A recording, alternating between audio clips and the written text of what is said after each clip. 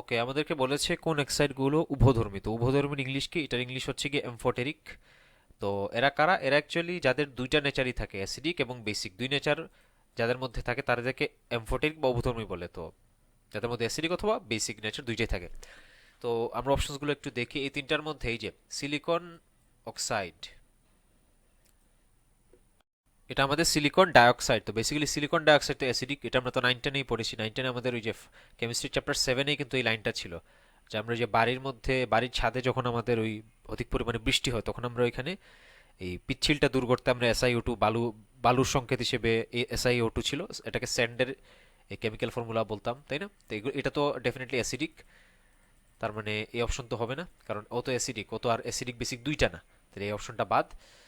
এই যে SiO2 আছে এটাও বাদ। এখানে এই যে এখানেও তো SiO2 আছে, তাহলে এই অপশনটাও বাদ। তাহলে আমাদের আনসার কি? আমাদের আনসার হচ্ছে সি নাম্বারটা।